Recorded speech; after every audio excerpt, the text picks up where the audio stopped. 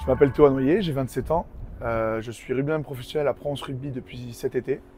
Auparavant, j'étais à Castres en top 14 et je joue deuxième ligne. J'ai grandi en banlieue parisienne dans une cité HLM où j'ai découvert le rugby assez tard, vers 9 ans. J'ai rapidement eu le rêve d'être rugbyman professionnel comme beaucoup de jeunes enfants. J'ai eu un parcours qu'on pourrait dire exemplaire chez les jeunes. Je suis rentré dans ce qu'on appelle le pôle espoir. C'est une structure d'entraînement de haut niveau.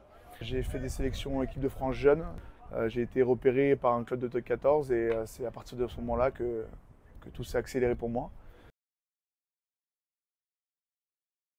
À la sortie de la Coupe du Monde des moins de 20 ans, on m'a décelé une maladie qui s'appelle Guillain-Barré. C'est une maladie assez rare et compliquée qui m'a paralysé dans un lit pendant un certain temps. Un matin, j'ai été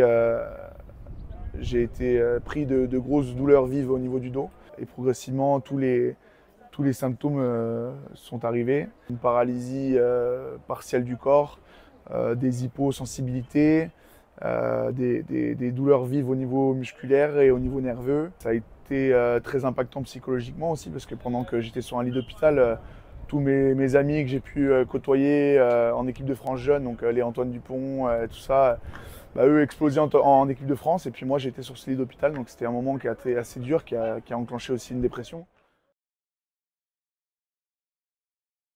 C'est à ce moment-là, je pense que notamment que la foi a été un atout dans mon parcours et dans ce combat contre moi-même quelque part, contre la maladie et contre moi-même. Et l'objectif de réussir dans ma passion, dans ce sport, il était tellement plus fort que tout ça que j'ai trouvé les ressources internes de pouvoir me battre et de continuer à y croire. J'ai aussi la chance d'avoir une famille qui est très soudée derrière moi, qui m'ont soutenu dans cette épreuve, qui m'ont donné la force de pouvoir y croire. Je pense notamment à ma soeur jumelle, à mes parents, qui m'ont toujours donné tout pour pouvoir réussir et chaque jour, je me bats aussi pour les rendre fiers.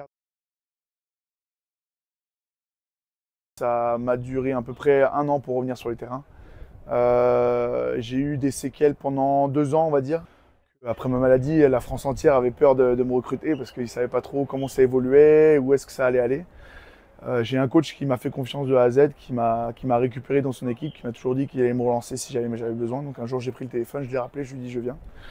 Donc j'ai atterri à Valence-Roman, alors en Fédéral 1. J'ai peut-être passé les 3 meilleures années de ma vie là-bas parce que, comme je l'ai dit, il y a eu peut-être un concours de circonstances ou peut-être un signe de l'au-delà qui a fait que j'ai rencontré des personnes incroyables qui m'ont donné tellement d'amour, tellement de repères dans cette vie un peu déstructurée, qui m'ont poussé vers le haut et qui ont fait tout simplement ma réussite. Non, non, honnêtement, je suis très heureux dans ma carrière, dans ce que je fais. La vie fait que peut-être que j'ai pas continué le chemin idéal, c'est-à-dire sur les équipes de France jeunes, équipes de France, etc.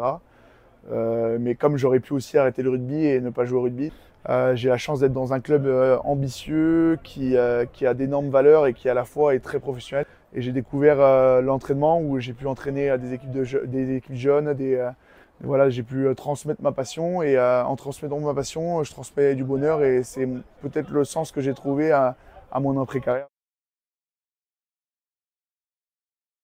Le conseil que je peux donner à la jeunesse, c'est de trouver du sens à ce qu'ils font et à leur vie. Parfois c'est compliqué, parfois il y a des moments durs, mais il faut toujours se raccrocher à ses rêves et à ce qui nous fait vibrer, ce qui nous anime.